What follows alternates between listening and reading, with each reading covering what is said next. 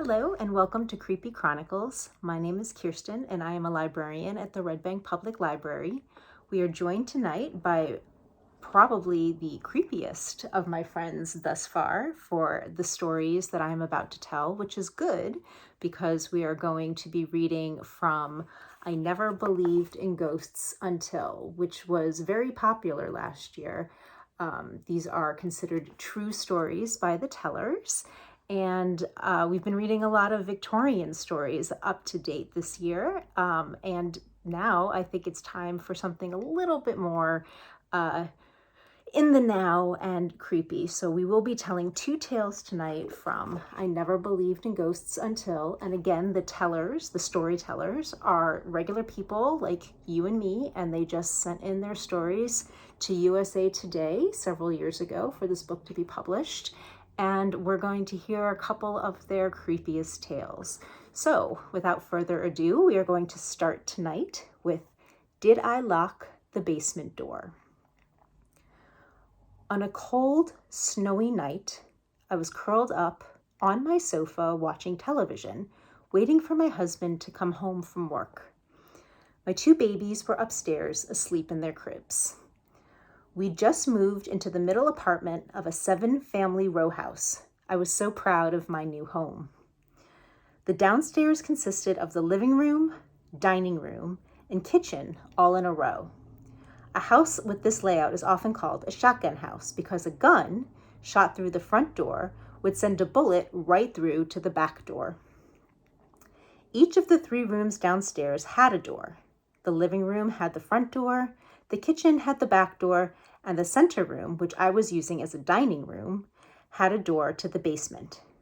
Even the basement had a door that led to the outside. The apartment had been the scene of a gruesome murder-suicide.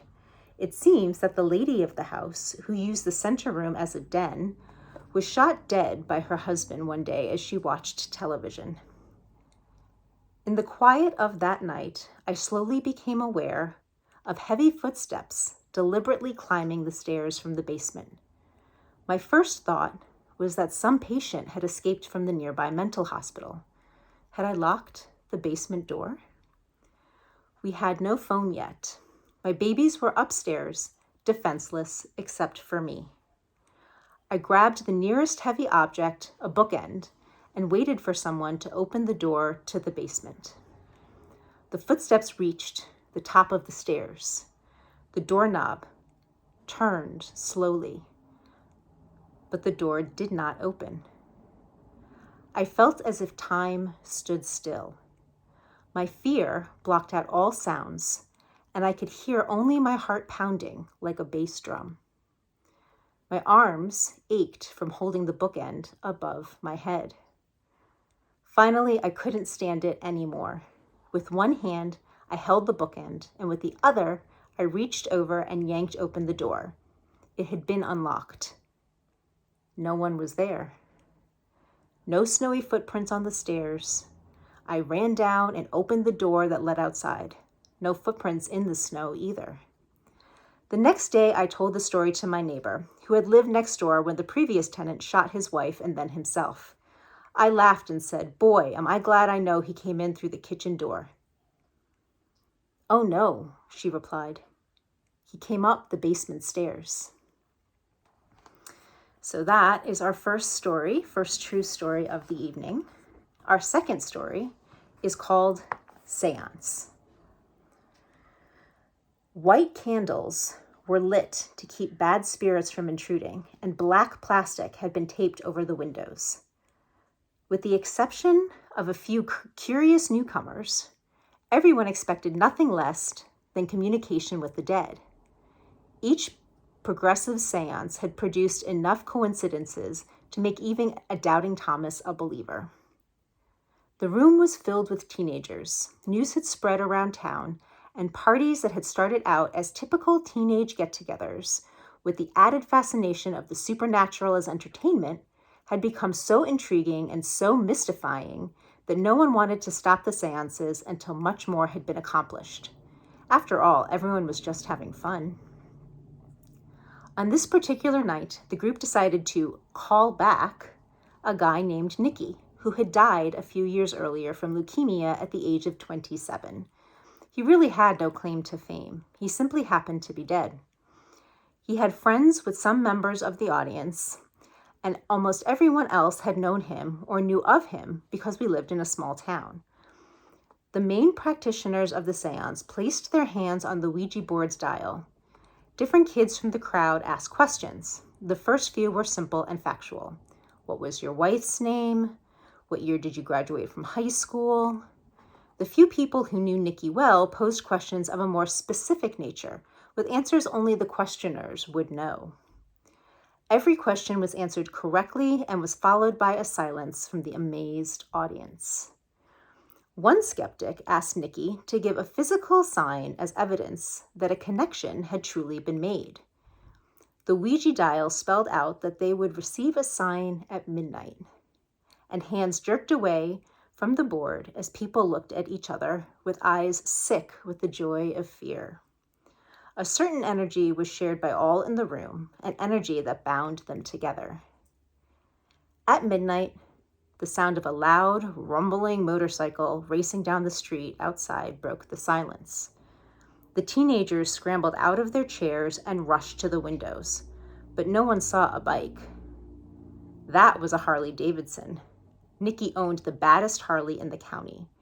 We checked each other's facial expressions. Some of the girls unconsciously covered their mouths with their hands. Others tried to offer some logical explanation to ears already prejudiced against reason. What they all had witnessed through sight and sound was all they needed to satisfy the obvious conclusion, even if the obvious was beyond explanation. Still, one determined guest had to make it vocal. Ask it if that was Nikki's bike. No one was surprised when the Ouija dial flew upward to yes. The dial then started moving without the prompting of a question and began to spell out this message: meet me at my grave. For some, this was too much to consider, but for most, it was an invitation too Poe-esque to refuse. It was as if the final answer lay at the Concord Methodist churchyard. Few hesitated to jump into their cars and drive the 8 miles across narrow, winding roads to the destination suggested by the Ouija. Upon arrival at the cemetery, the crowd set out for Nikki's grave. Even though it was midsummer, there was something chilling in the damp, foggy air, something that lashed their faces and whispered in their ears.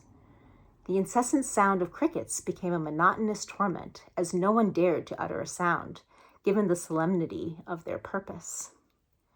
When the first group came within sight of the grave, they froze in their steps, either from disbelief or from facing cold reality.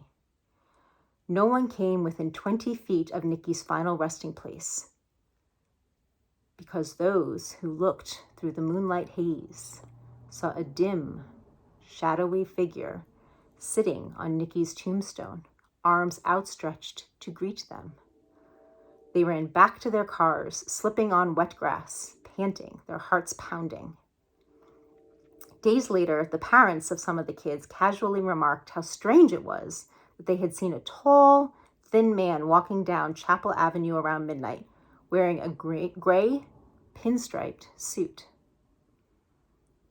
Nikki had been buried in a gray pinstriped suit. And those were our true tales from tonight. Thank you again for watching. We have one more week to go. And until then, keep it spooky, and we will say good night. Good night.